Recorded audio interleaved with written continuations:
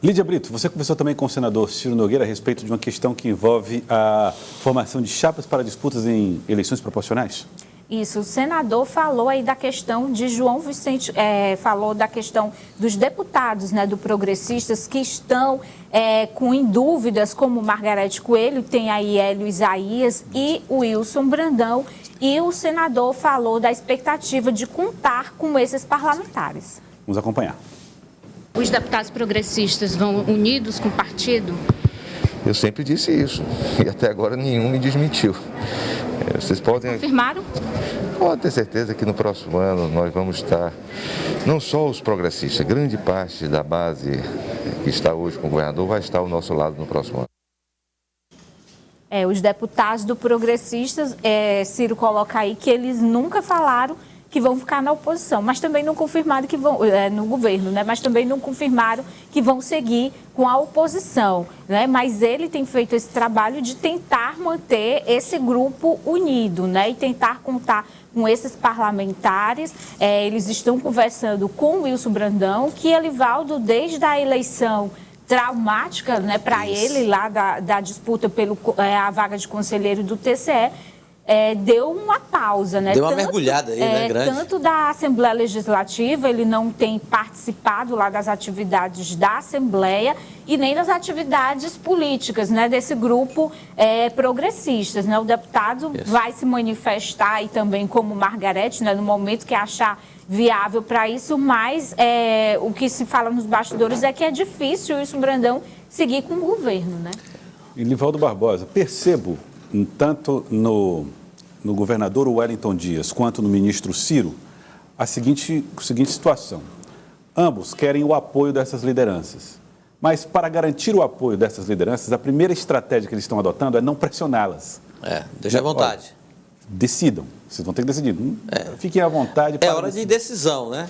Essa é a hora da formação, da escalação dos times, pronto, né? Aí é que eu pergunto, Elivaldo, quando é que vai chegar essa hora de bater martelos, fazer definições mais rigorosas, ser mais incisivo? Já deveria ter acontecido, Joelson. Já deveria ter acontecido. Essa história de estar com duas posições hoje, me parece uma posição não faz muito sentido. Dado o acirramento já de ânimos, de posições políticas envolvendo oposição e situação, já era hora de uma definição. Ou alguém tem dúvidas de que o Progressistas vai ficar na oposição? Então, quem se alinhar à oposição já é momento de procurar ter uma definição política, não é? O prazo de abril do próximo ano é um prazo mais legal de calendário eleitoral, de definir filiação partidária, essa história toda. Não é um prazo estabelecido para decisão política.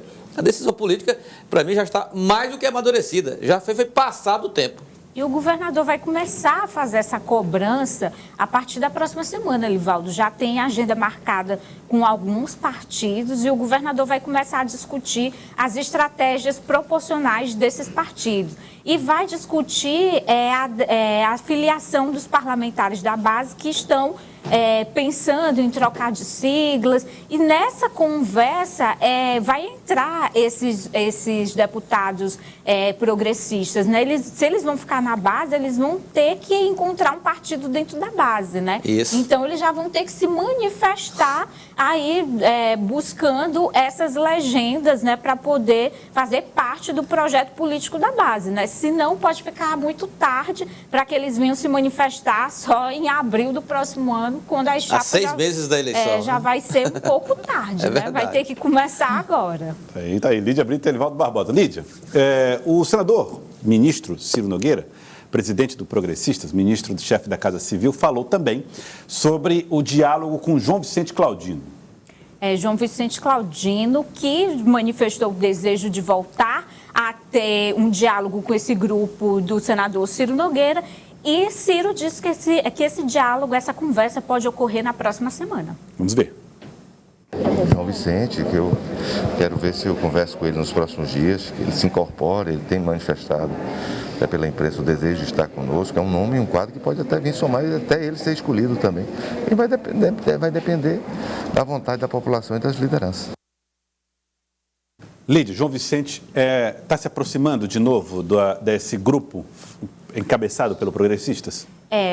Pelo que a gente ouviu, do presidente estadual do PTB, o ex-prefeito Vinícius Duó, né, sobre aquela reunião que aconteceu no início da semana com João Vicente Claudino. O que ele passou para esse grupo do PTB é que ele está aí com nome nessa disputa, pela disputa pelo governo do Estado, e quer uma reaproximação com esse grupo liderado por Ciro Nogueira, né? Ele entende que para ser candidato a governador, a oposição tem que estar unida. O João Vicente Claudino não quer ser uma terceira via, não quer a oposição dividida. Então vai ocorrer esse diálogo dele com o Ciro Nogueira. O que a gente ouve dos progressistas é que Ciro quer sim contar com o João Vicente Claudino, mas fica sempre aquela pergunta, né? Como é que João Vicente Claudino vai se readequar aí nessa estratégia que já está praticamente montada? Elivaldo, vamos então repassar um pouco desses nomes e dessa estratégia. O partido tem 4 nomes possíveis, se João Vicente se juntar a eles, ao governo do Estado. O ministro Ciro, Silvio Mendes, a deputada federal Iracema Portela e João Vicente se juntar a esse time. Seriam 4 nomes aí viabilizando-se para uma disputa, tentando se viabilizar para uma disputa ao governo do Estado. Sendo que eu acho que não entendo que vocês percebem isso também, que se o ministro Ciro disser que é ele o candidato, aí... Une todos. Une todos. O outro é essas candidaturas ao Senado, né? Há o interesse de Joel Rodrigues, lá prefeito de Floriano, há o interesse aparente de Valdeci Cavalcante também para essa disputa ao Senado, nessa vaga, e Kleber Montezuma também posto como um possível nome desse grupo. Ao contrário, a situação tem Rafael Fonteles como nome único para possível candidatura ao governo do Estado. Vice-candidato a vice, Temístocles Filho, candidato ao Senado, Wellington Dias. O que é bom nesse momento? É ter muitos nomes como possibilidade ou já ter uma chapa preparada, como tem a situação, para uma disputa em 22? Isso é muito relativo. Se você ter várias opções e essas opções partirem para uma divisão, é horrível, terrível isso aí. Mas se há várias opções e essas opções convergem para encarar com naturalidade a escolha do nome que será definido para ocupar a condição para assumir a condição de candidato a governador ou a senador, tudo bem, tudo resolvido. Agora, quem já tem um time escalado, pronto, mobilizado, é uma situação também extremamente favorável, né? Você lembra que a eleição da Prefeitura de Teresina, no ano passado, né? Sim. Doutor Pessoa e Robert Rios foi lançado com mais de ano. Foi. Da eleição. A chapa logo prontinha. O resultado que foi muito bem no pleito, né? Acabou tendo um bom resultado. Lídia, quero ouvi-la. Eu concordo aí com essa visão do Elivaldo, Joelso, de que quando se tem muitos candidatos, há o perigo de começar essa disputa interna e a disputa acabar dividindo o grupo, né? E a oposição não quer dividir o grupo, eles entendem que para ter uma chance de derrotar o grupo governista, tem que ter uma oposição unida, né? Então, o que eles estão colocando nós temos esse acordo de que as pesquisas é que vão definir quem será o candidato.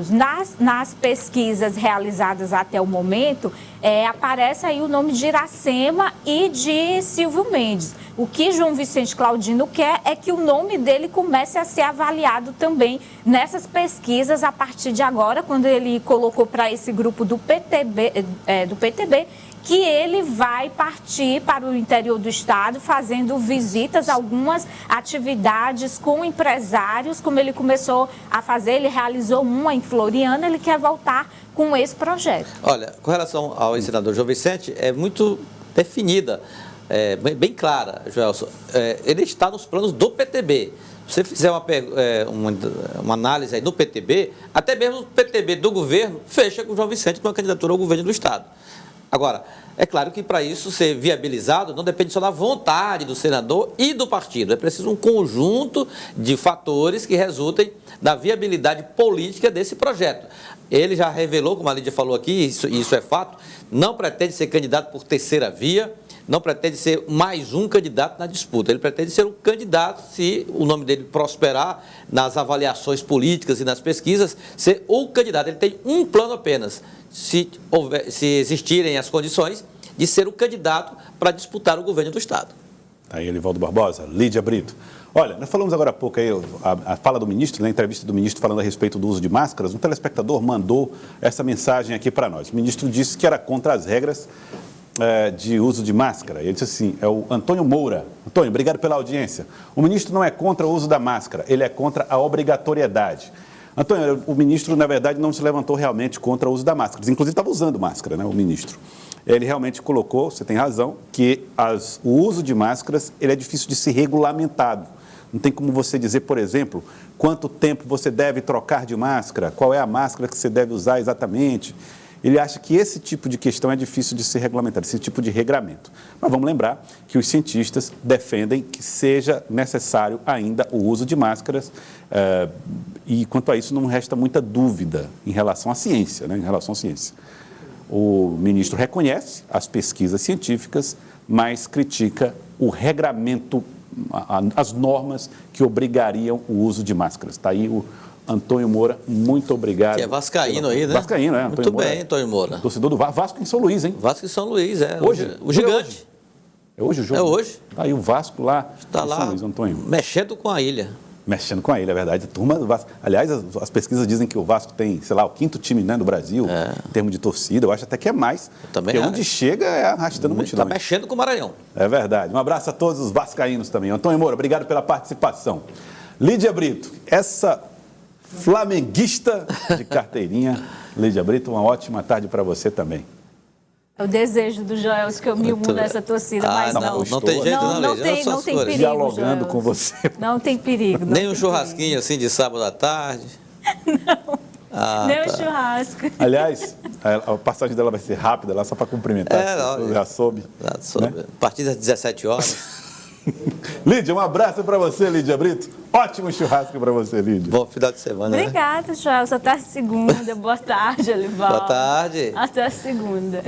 Vamos à aula. Elivaldo Barbosa, vamos à aula, Elivaldo. Vamos à aula, Joelson. Um abraço. Sextou, agora sim, né, Joelson? Agora sim, Elivaldo. Segunda-feira de se encontra cedinho no Acorda Piauí, na Rádio Cidade Verde e depois aqui no Jornal do Piauí, Joelson. Ótima tarde para você, Elivaldo Barbosa. Eu vou para o intervalo, voltamos em instantes.